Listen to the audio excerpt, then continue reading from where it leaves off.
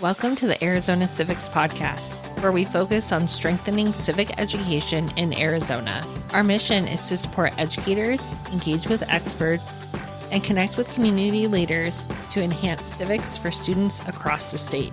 We're excited to have you tune into the podcast as we elevate civics for educators and students in the Grand Canyon State.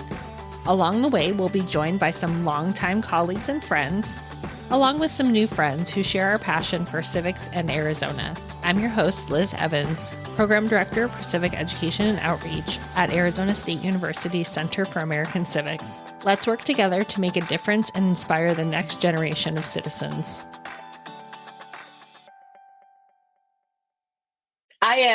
I always say I'm excited, but I feel like anytime I talk to teachers, it is exciting for me because these are the boots on the ground. This is where we have kind of our front line of civic education. And today we are talking to three members of the civic literacy teacher cohort. And we're talking about teacher leadership in civics. And I'm excited to have these guests. They span the country, and they also span what they teach. So I will have our first guest, Deb, if you want to go ahead and introduce yourself for our podcast listeners. My name is Deb Matzker, and I spent numerous years in the classroom in Council Bluffs Public Schools, which is along the Missouri River. I have served as an instructional coach focused in social studies and also the International Baccalaureate coordinator. And this year I've transitioned to a new role, and I am working with the teacher intern program through Morningside University. And so when I started this program, I was in the classroom, and now I am working with teachers in the classroom. This is my first year doing that. And for those of you who do not know where Council Bluffs is, it is in the great state of Iowa, where I was born and still very much have lots of love for that state. So I'm very happy we have two Iowa teachers on our cohort. Christy, what about you? Well, I'm originally from Michigan, so that's where I was born and raised, but now I currently live in Arizona. I've been teaching 8th grade social studies for the past 19 years, and honor social studies, avid, even PE sprinkled in along the way. I've worked many years with the Arizona Law and Legal Foundation, also with iCivics. I've had the opportunity to help write curriculum for the World War II Museum. And I think the most probably proud educator moment, I guess, for me is becoming a nationally board certified teacher. Also, I'm a James Madison Fellow, and I just love to teach. So I love to mentor, and I just love to inspire students to think critically about the world around them. Yes, Christy is our James Madison Fellow, also another National Board Certified teacher. Speaking of James Madison Fellows and Michigan, Craig, I'll have you introduce yourself. Hi, I'm Craig Wint. I'm from Bay City, Michigan, also a James Madison Fellow. And I've been teaching now for 29 years, and this is actually my last year, believe it or not. And I did my undergraduate work at Central College in Pella, Iowa. So there's an Iowa connection as well. Got to connect everybody together here in our meeting. And what I teach typically is I've been teaching AP US history now for, 15, 16 years, I think. I actually started off teaching French many, many, many years ago. But Wow. I know, right? Total change. But I also teach regular US history. I've taught civics and economics and world history. I also developed a class on World War II and the Holocaust that I've taught to upperclassmen, and I really enjoy teaching that class because it allows students to really explore a topic that they're really interested in much more in depth. Unlike, AP US history, where it's like, okay, it's Tuesday, so it's World War II. Now let's do something else, Yes. Other things that I've done as well as I've worked very closely with National History Day over the years, not just as a participant, but as a um, I've taken I've had students enrolled in some of their programs. We went to Normandy and did research on World War II veterans. I also do some work with them, helping mentor teachers across the country. I've written curriculum with the Pilecki Institute in Warsaw, Poland, about the Holocaust, and also for resistance to totalitarian regimes. So I try to get out there as much as I can to, make a difference in helping teachers be able to access good materials. I love that.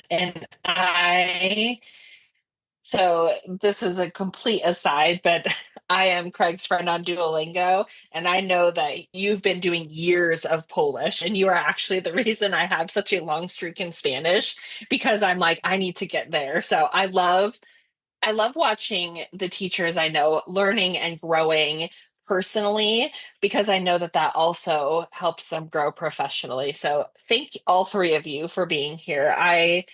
Again, this is, I think, one of my favorite parts of the job is to be able to talk to teachers. So, our first question: teachers know their students in their classrooms better than anyone. And Christy, I'm sure when we talk about this too, this is one of the tenets of the national boards. Why do you think it's so important for educators to have leadership roles in curriculum development rather than just following pre made lessons? And Deb, I'm going to start with you on this question. Well, I have been involved in Council Bluffs writing social studies curriculum two different times, and we rewrite curriculum every 7 years. And so for me, having that in classroom, working with students every day, knowing their strengths, knowing what they skills they come to us lacking a little bit in, it allows me to help with the curriculum development to help meet those needs that are gapping and to capitalize on those skills that they have that are excellent. And I'm sure that the school district I worked in is not different from others across the nation. But in elementary school, unfortunately, they get a taste of social studies and a taste of science, and they may have social studies for 45 minutes for an entire week. And so when they come to us at the middle school, a lot of their skills are not there. So we have to help bring them up to speed, whether it's reading primary documents or those kinds of things. So being able to assess my students' skills and know where they're at and where we want them to become, that really drives the curriculum development. And as all good teachers will tell you, they rewrite lessons and rewrite curriculum every single day to meet the needs of their students. So when I have an opportunity to do that or be a part of a group that's doing that, I feel like I am tapping into my students and listening to them and where they need to grow and develop, and then help that curriculum build those skills. I love that. Craig, what about you? Um, it is really important for us to be part of that curriculum development process. Um, Obviously, what we're doing here over the course of the past year, we are doing kind of pre-made lessons. That's what we're doing. But Mhm. because pre-made lessons aren't inherently bad, it's how they're produced.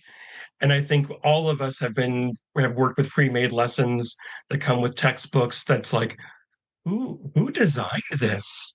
This person has not seen a Yes. classroom in like 20 years.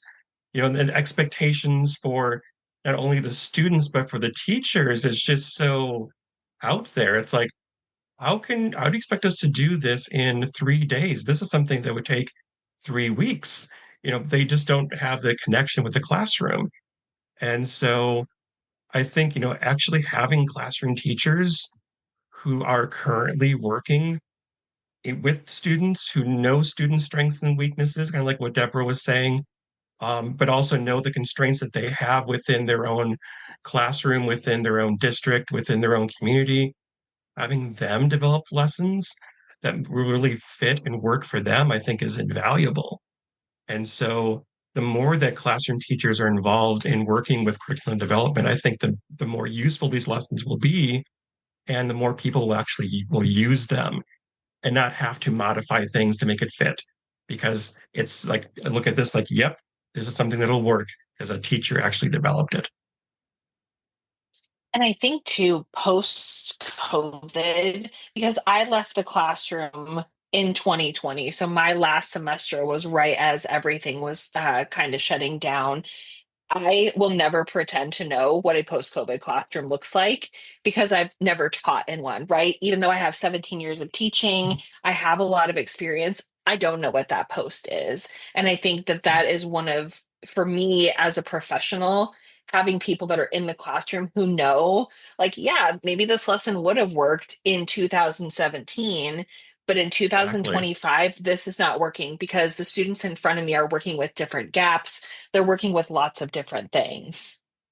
Yes, I agree. The post-COVID world is so completely different.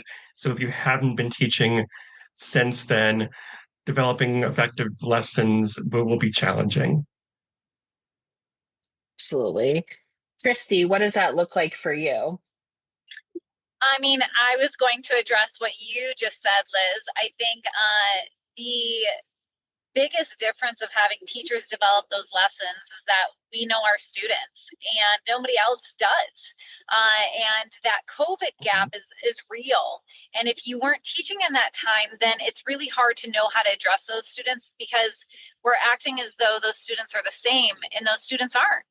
Every year, our students are different and we feel that in the classroom, and we can't really build on curriculum until we know the needs of our students.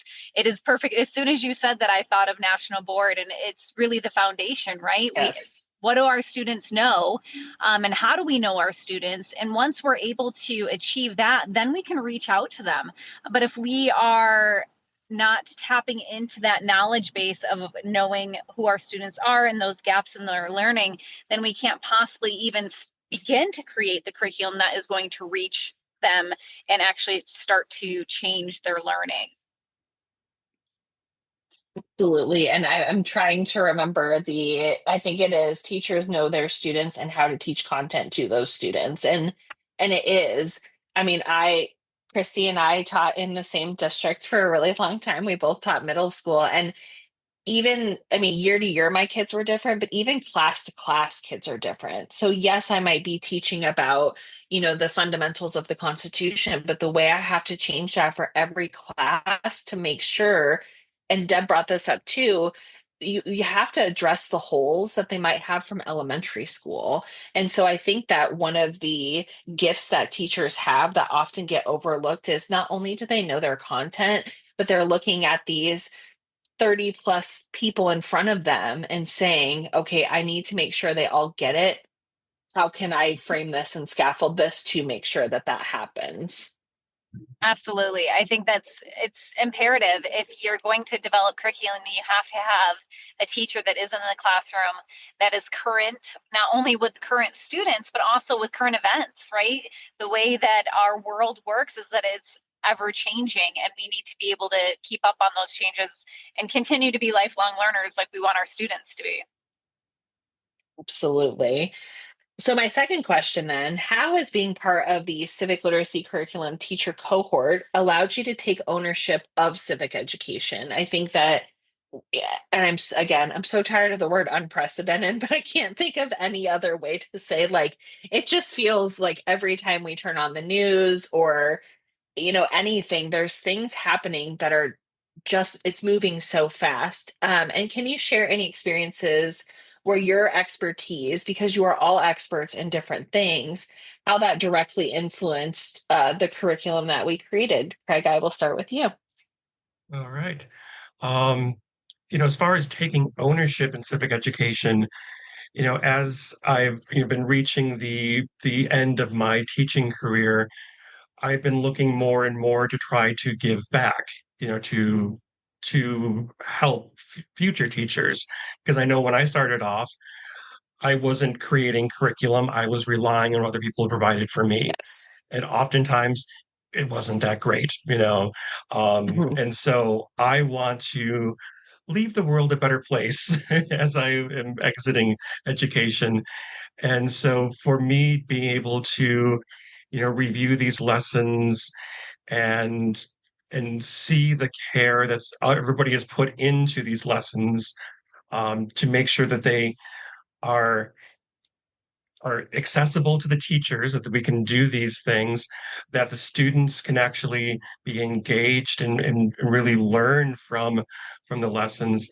It's been really awesome to be part of that, seeing the incredibly creative things that teachers were coming up with.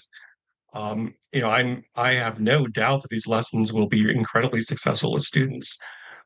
So I'm really looking forward to hearing in the future how these things actually turn out.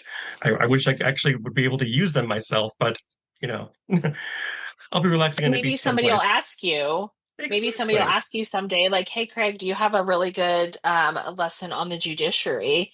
And you can be like, "Maybe I don't right now because I'm out of the classroom. I have gone to a new portion of my life, but I know that these lessons exist because I've looked at them, I've reviewed them, and I've had that experience." Exactly. And this is something that, um, when teachers, one of my colleagues, people I meet from around the country ask about where do I go to get good lessons, this is definitely going to be one of the places I'm directing them to, because this stuff is peer reviewed. It is good stuff. I am so happy to be part of this.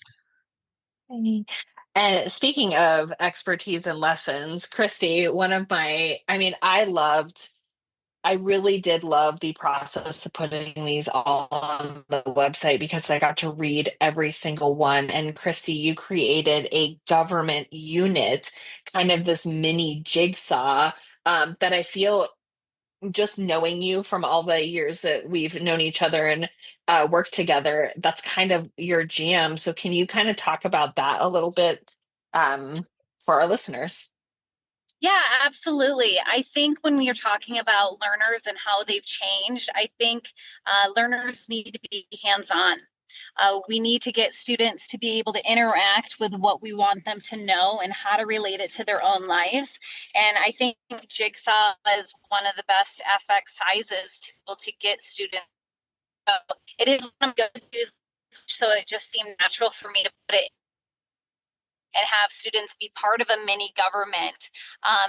Not only do I love to have those students be interactive in their learning, but I think it's just so important for them to know our own civics. As I take students outside of the United States, it gives us a really great way to compare different government systems and making it relevant and knowing that this government is not just something they're learning because we're memorizing information or learning about, people who died a long time ago.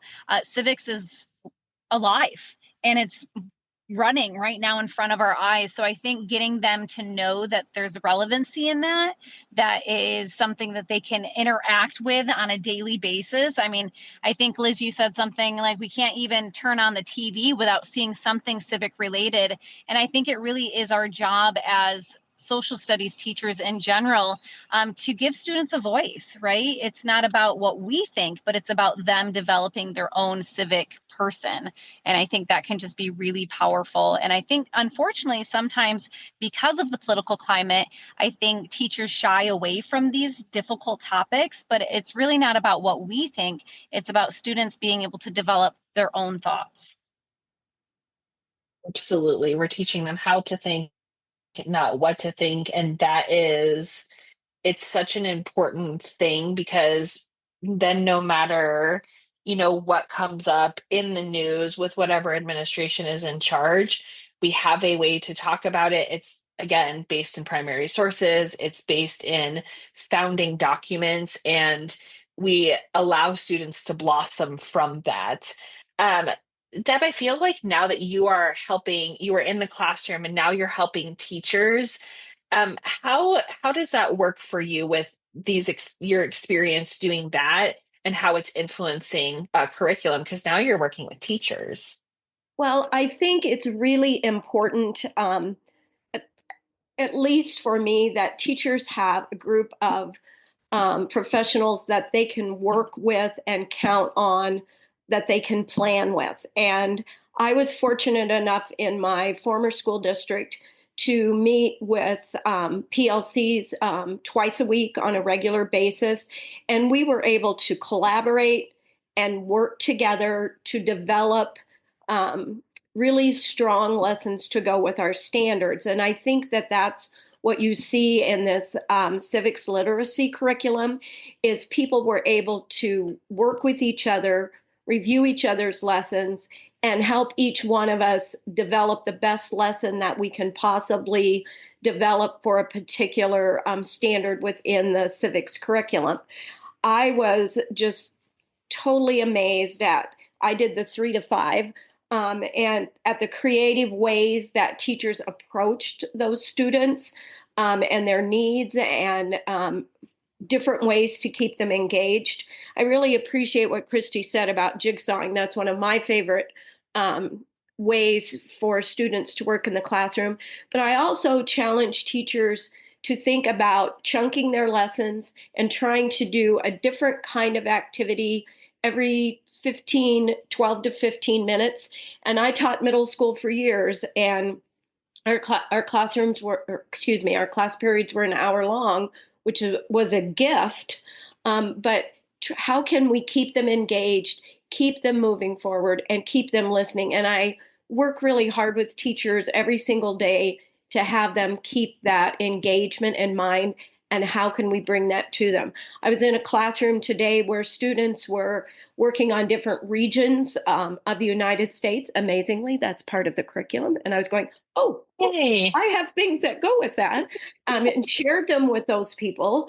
Had I known that that's exactly what they were going to be working on before I went to the classroom, I would have been a little bit better prepared to share things, but I shared things when I left. And kids were excited about learning about the different regions of the United States and what things were unique to each of those regions. I want to piggyback on what you said about not shying away from difficult topics. I still am in contact with my PLCs from my former school district, and oftentimes I will get phone calls asking me how I would approach a particular controversial topic that came through the news. And we go back to those founding documents, those primary sources, and say, what did the founding fathers put in the Constitution? Why are these things in place, and why are they still relevant today? And I think our students are being challenged to go back to those documents and to look at what those ideas were and how 250 years later, those principles still ring true, and how important it is to understand those things. I know the 3 branches of government and the balance of power is very much in play right now. And so what do the documents say? What do we know has worked in the past? And how is today different? And I'm not saying it's better, worse. I'm just saying, and how is today different? And let the kids form their opinions. We can show them the documents, help them understand, help them read the primary sources, and then ultimately they have to make and devise their own opinions. Absolutely. And even looking at Federalist 51, I think that I used to think with my 8th graders, well, that's too hard for them to read. They can't do it, and they can. And the more you dive into those documents with them and have that productive struggle and look at, what did Madison say? And there's just so much more to explore. And I think that kids really like that because they are used to TikTok. They're used to these quick things, but having the ability to work through a question and talk to their peers and have a teacher facilitating and guiding, I do think students still really enjoy that. So curricular development is often seen as something that's done at the district or the state level. What are some ways that teachers can advocate for their voices to be heard in shaping what students learn and how they learn? And Christy, I will start with you. I think it's important to get involved. I think a lot of times the complaints usually come from teachers who aren't involved in the process of what's happening. For example, in my district, we're doing common unit assessments, right? So I can sit back and I can go, oh gosh, what's going to be on these unit assessments? What are they going to look like? Or I can be a voice at the table to help develop these different units, just like our literacy curriculum that we were able to develop through ASU. Being able to be part of that seat at the table, I think, is so powerful. When you have educators that come together, it's beautiful the things that we can create, especially having this cohort that has people across the country coming from different backgrounds and different experiences. It's just such a wealth of knowledge that we can learn from one another. And when we can learn from one another, then we can take those experiences back to our students. I really love going back to, chunking those lessons is so very important for our kids of today, because they're the, generation of being entertained, especially since COVID. A lot of these kiddos grew up with, technology in their hands all the time. And so being able to collaborate and get involved, then we can be part of the solution instead of just stating the problem. I love that. And I think that you don't have to have a title to be a leader. That is, I think sometimes people think, well, I have to be a department head, I have to be something else. And you don't. Deb, what are your thoughts? Well, I agree with what Christy said. I think as teachers, we have to advocate for our students, and we also have to advocate for ourselves. Um, the district that I was a part of has district assessments in social studies, and they were created by a non-classroom teacher. And when we were first handed them, I think aghast was the best word that I could come up with. And we put our feet down and stood strong and were able to make changes in those district assessments because we wanted to make sure that the skills were being assessed, but in a way that our kids could also feel um, good about themselves, that they had knowledge, and had the original questions stayed in place, our kids would have felt pretty hopeless with those tests. Now, would they be a great goal to strive for with some of the way that the skills questions were written? Absolutely. And are we giving up on getting to that point? No. But you have to know where your kids are at and what they can understand. And when you ask a question of which they have no background knowledge, have no concept of what the question is about in the historical context, they can't do the skill. So we just have to really listen to the teachers and listen to those people that are in the classroom and give them credit for what they do know. And you can be that voice in your PLCs, in your district, at the state level. I know the state of Iowa is going through another curriculum revision, and they asked for people to volunteer, and I volunteered as a community member. Haven't heard back if I'm in the group or not. That's neither here nor there. But I wanted to make sure that there was a community member that had some semblance of knowledge of social studies curriculum, so that voice could be heard in the writing of the state new curriculum. So I just think you have to advocate for yourself and you have to advocate for your students so that they can become successful. I love that. And I love talking about standards because I mean, every state has to go through standards review, and they do ask for teachers, they ask for community members. And so that's really powerful. Craig, what does it look like for you? I think going back to what Christy had said, it's important to get involved. You just have to put yourself out there, let your administration know that you want to take part in this process. Volunteer where you can, get involved on committees.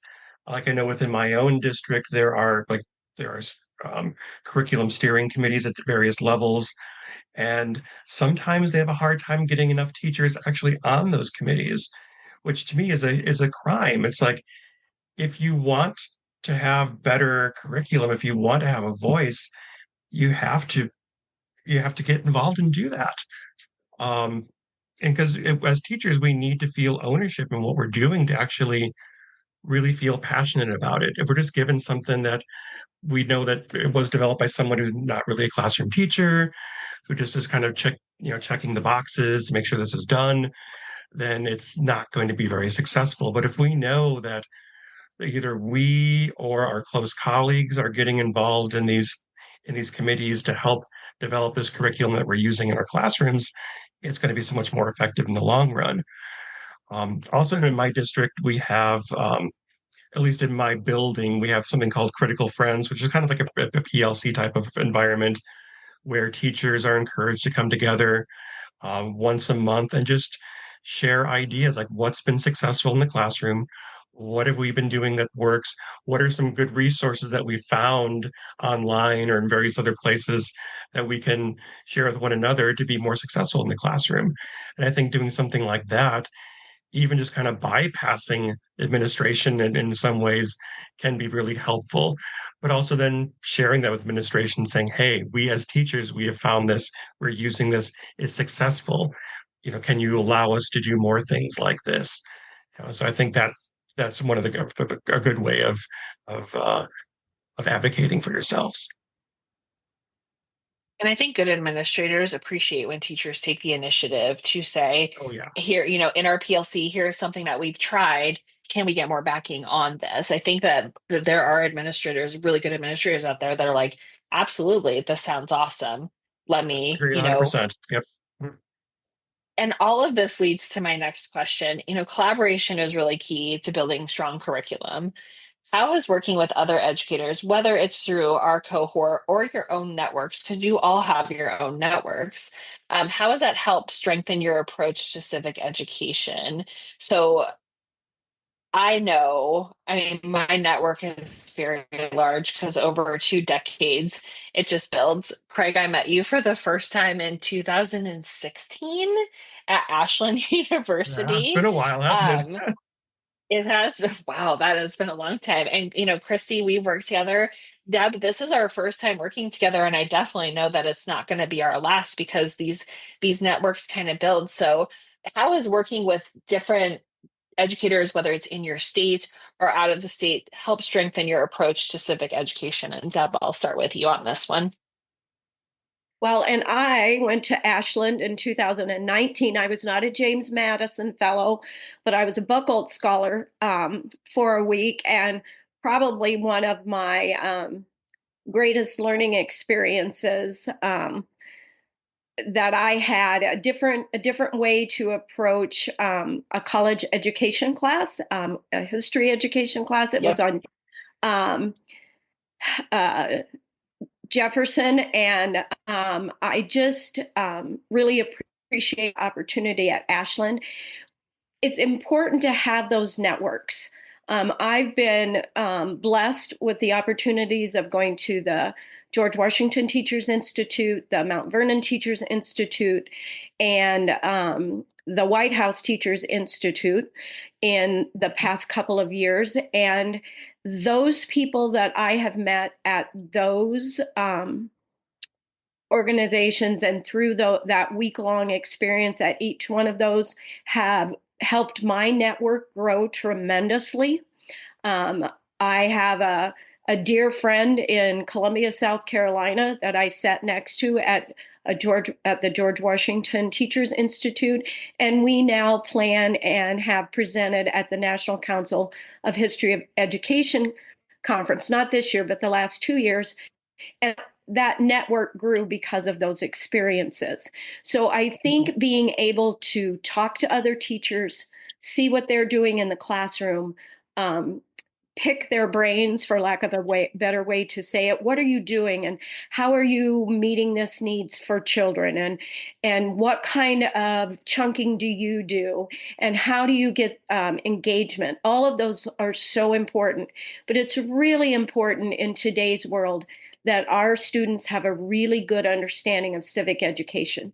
And so being able to be a part of those networks and go to those different learning experiences, I brought back such a wealth of new understanding, materials to use in the classroom to the teachers in my district. One day they said, "Are you ever going to be quiet about what you learned?" And I said, "No, I'm not. I'm so excited." Nope. And so those things are important. And teachers, at least in my former district, loved when I would come in and team teach with them and work through different things that I had experienced, and especially with being able to tie those things to the civic education that we do in American history in 8th grade. Just is a great way to collaborate and to build those networks. And Facebook is not great for a lot of things, but Facebook is great for continuing to have those connections. So now I know somebody at the LBJ library, and I know someone who knew May Cryer, who was a Rosie the Riveter and is 98 years old. And my National History Day student got to speak with her last year over Google Meet. And she got That's amazing. I know, to hear about this wonderful woman's experience as a woman in World War II. She talked about, growing from that experience, and, when she was able to step out on her own. I just think all those networks are so important. And keeping those connections with those people will just help you grow as a teacher. 1,000%. And I think one of my very favorite things about civics, social studies, history teachers is I never feel like I'm in competition. I always feel like I'm a competitive. Like we're all in this together. So if I am struggling with something, I actually think I've texted Craig to be like, hey, because we also went to the National Constitution Center and Yeah. tried new coffee Mhm. shops in Philadelphia. Um, and Craig, you have a huge network as well. So not only the Madison Right. network, but you've been to so many different professional developments. And I feel like your network is enormous. So how has that kind of helped you? Oh my God, I can't even begin to explain how much it's helped me. I mean, when I first started, when I transitioned from teaching French to teaching high school history and civics and everything else, I really felt isolated and alone because the people in my department at my high school at that point in time, they're all older. They really didn't care. They're basically like, well, you have a textbook and the lesson plans there. What else do you need? And so I went out and found the opportunities for myself. That's when I started getting involved in the NEH and National History Day, Gilder Lehrman, all the other great resources out there, and started making those connections. And that made me realize that history education, civics education can be exciting. And there are people out there who are passionate about it and who are constantly trying to make the curriculum better every single year. One thing I started doing very early on was I got rid of like my lesson plan book that, teachers who would pull out the lesson plan book and use the same lessons every year, Oh year after gosh. year. No, Yes. no. Every single year, it's kind of like from scratch. What am I going to do this year? How's it going to be different? How's it going to be better? And I rely on my friends that I've met through these networks to help me in that process. There are like my Normandy Institute people from National History Day. We went to Normandy together back in, was it 2019? I think it was. So what, 6, 7 years ago now.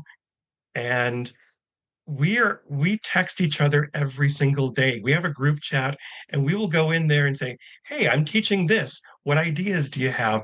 What websites do you know I can go to?" As well as other, we just talk about random subjects as well. But, having that source I can go to is amazing.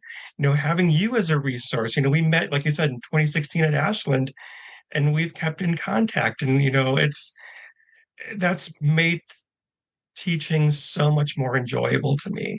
And I can't imagine doing this and being as passionate as I've been in history and civics education without these connections. I went to the National History Day Sacrifice for Freedom in the Pacific in 2023. And those connections, again, as Craig said, we talk to each other all the time. We text each other, we email each other. And again, it's that additional way for your network to grow. It was an amazing experience with my student. It was an amazing research experience to be able to prepare that eulogy for the fallen soldier from Council Bluffs, but at the same time to work with all of the other teachers over the course of the semester as we prepared. Those are just experiences and friendships and collegiality that you cannot find anywhere else.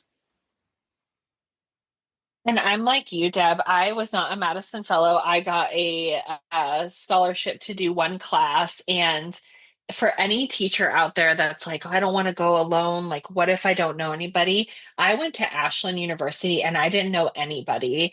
And Craig and Linda and Kim and my old government teacher, Lisa Adams, who has passed, it just everybody opens their arms. And I feel like my favorite thing about social studies teachers is that open arm and like, yes, let's bring you in and you can go to these things alone. And like you said, you leave and you have all these group chats and you have emails and you have new Facebook friends. And the one reason I've kept Facebook is because that's how I keep in touch with all of these people. Totally. And it is so powerful.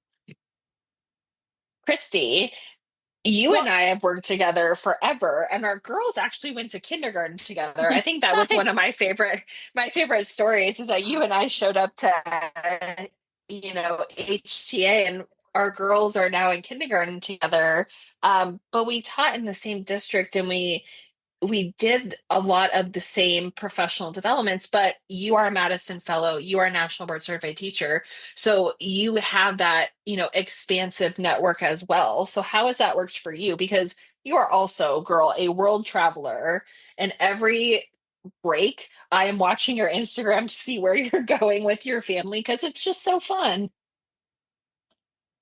Uh, yeah, I mean, it's hard to really add much more to, what Deb and Greg said, and even you as well, Liz, just because those relationships that we build just don't go away when the conference ends, right? And I mean, I feel like that's exactly the same with travel too. I think, especially when we're going to some of these conferences, travel is often involved. And there's just something special that happens when you travel to a new place and you try new things and you experience new cultures. And sometimes that new culture could be even in the United States that we're experiencing. And there's just something powerful that happens when you travel and you learn, because you become bonded to these people who maybe you just met a few days ago, but all of a sudden have now become like lifelong friends. It's hard to really explain unless you've actually gone through it yourself or have traveled somewhere yourself. And I think maybe that's why I do love to take students and people across different countries and nations, because of that. I don't know, that learning, right? That learning happens and it's just so real and tangible. And I mean, even on this podcast, just listening to Deb and Craig talking about their experiences, I'm already learning and passionate about what they're doing and thinking, oh, that sounds so cool. I think also I want to talk about, like what you were saying, is it's not really a competitive thing. It's more of a, wow, that's so fascinating. Let me look that up. I would like to be interested in that too. Or that sounds amazing. Like, I want to become a better educator in that field or in that, type of unit or of study that maybe you didn't even consider before. So I don't know, I just think there's something that happens at these places where we get to meet other educators that are passionate and super nerdy. Like I'm a super nerd and I can't help it. But when we get together, we nerd out and we can't help but really have those bonds that are created in these moments. And it's just really cool. And it's inspiring, honestly. When I meet other people, I find inspiration every time I meet someone and hear their story. And, and it challenges me to be a better person, honestly.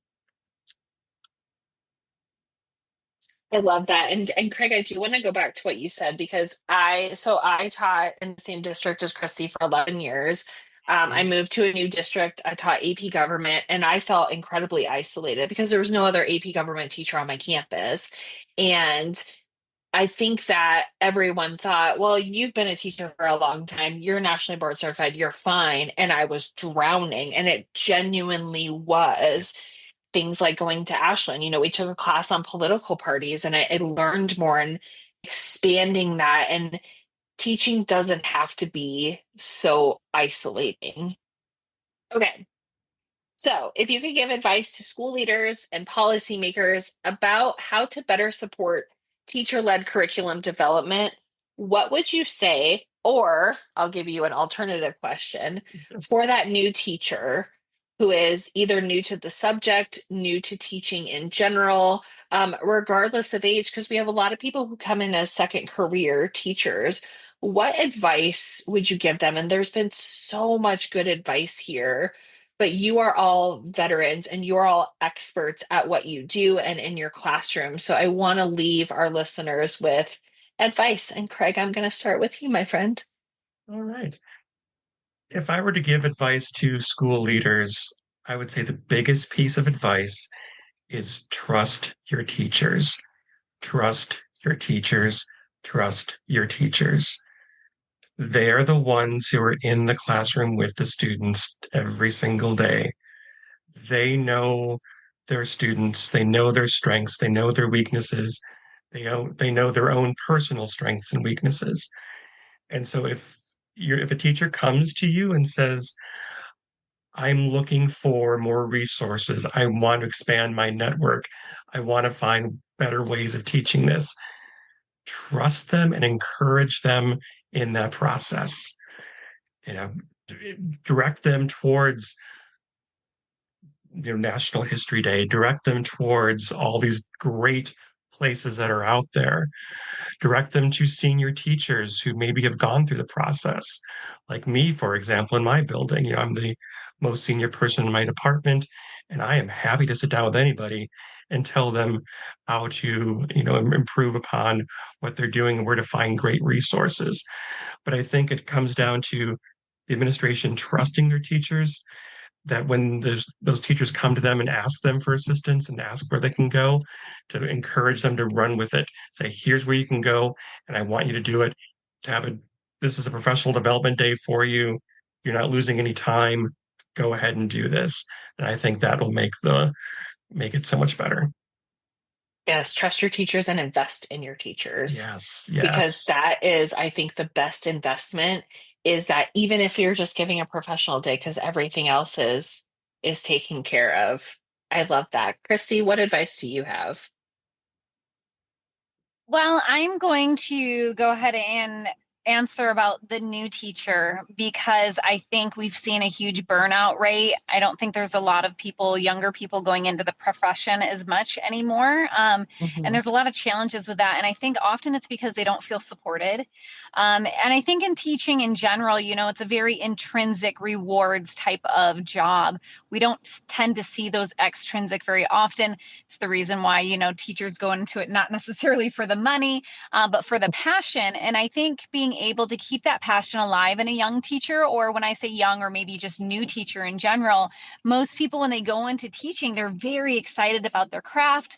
And then they might not feel supported in some of the situations, whether it's parents or curriculum work or just behavioral students. And I think we could do a better job of being able to support those new teachers with mentors, and really making it a priority to not only support them with curriculum, but for student behaviors and parents. Mhm.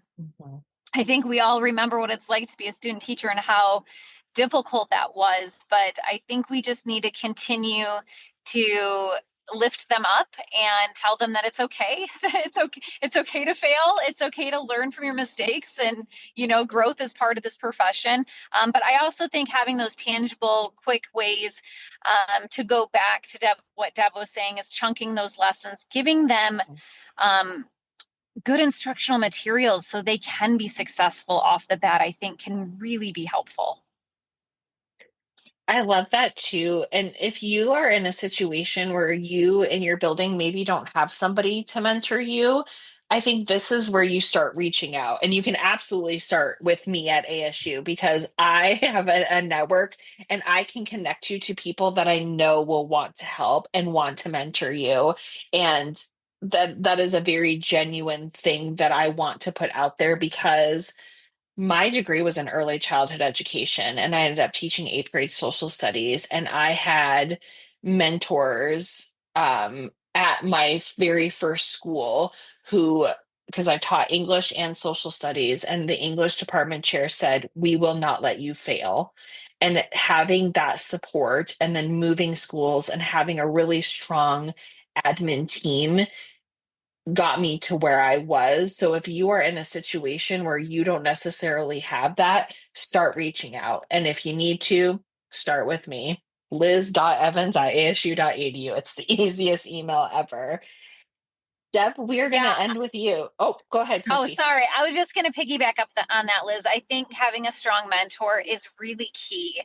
Yes. Just like having a strong mentor teacher when you're learning your craft as student teaching, when you're first getting Mhm. into a building, and if you don't have anybody, it really is kind of a fight or flight method there.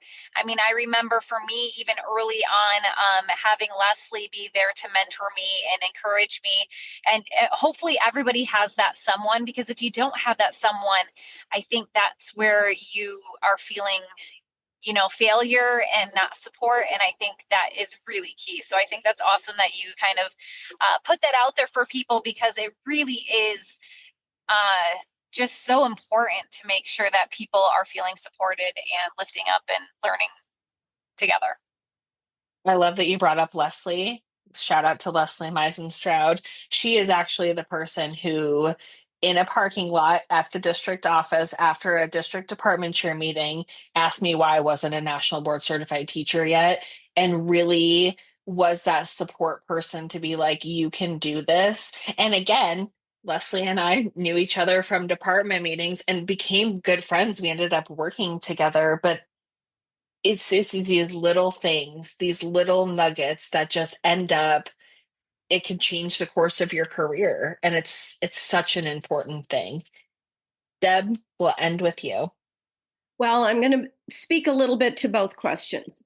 I want to echo what Craig said about trust, but I also think that that administrators and policymakers need to listen to teachers and not just give them lip service like they are listening, Mhm. because we know our students and we know what our students need. And so please, please, please trust your teachers' judgments, listen to them, and find ways to support them. And then on the flip side, with new teachers and a piece of advice, I have had the absolute delight this year to work with a first year social studies teacher in a tiny Iowa district. That woman has 6 high school preps a day. And I Oh, just want to get on my knees and bow in front of her, because she's not letting herself get overrun. We have decided that she will pick and choose each week one lesson that she's going to work really, really, really hard on to put into that toolbox and come back to next year. And she has just grown so much this year as a teacher and her skills as a teacher.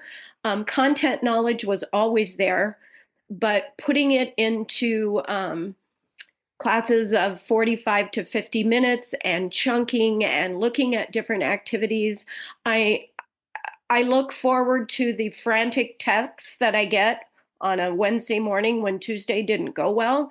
And I don't mean that in a negative way. It's a way for me to reach out and help her.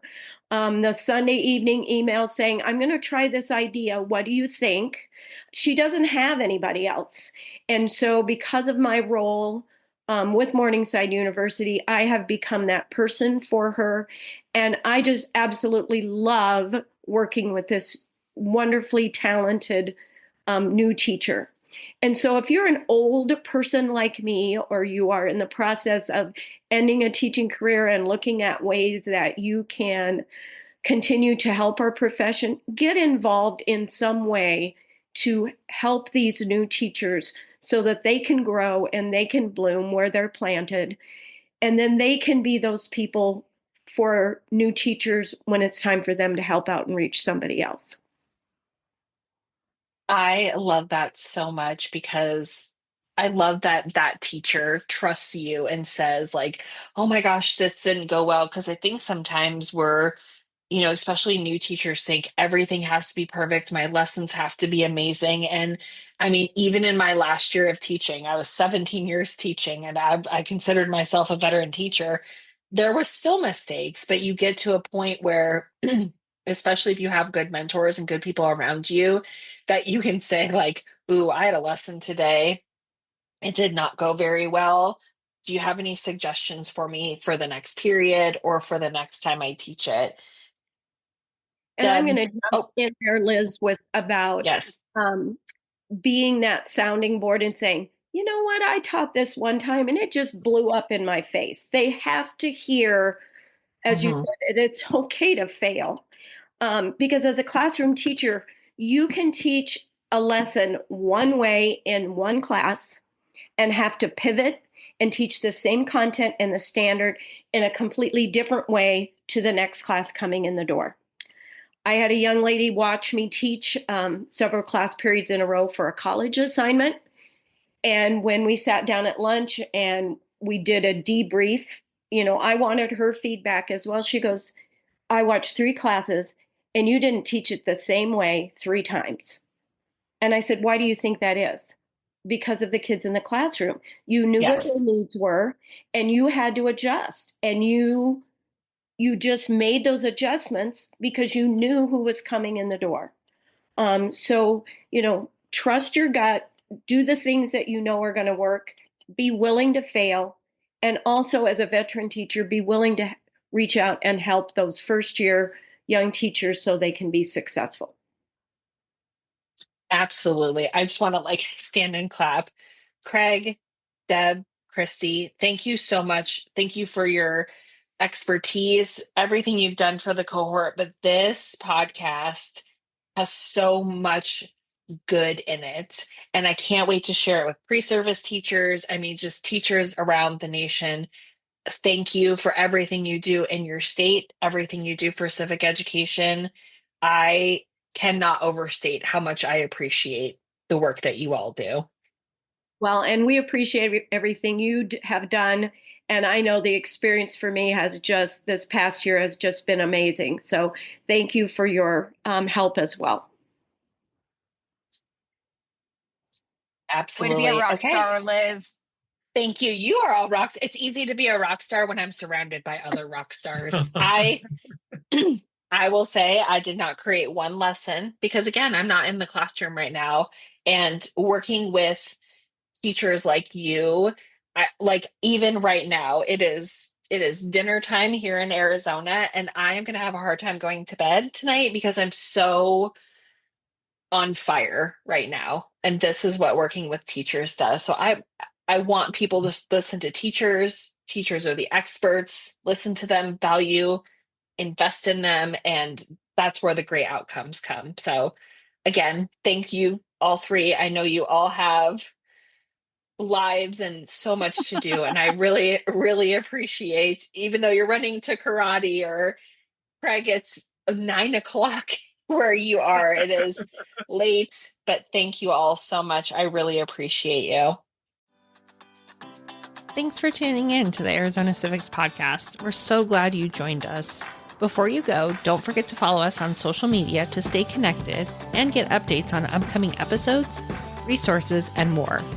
You can find us on all social media platforms at ASU Civics.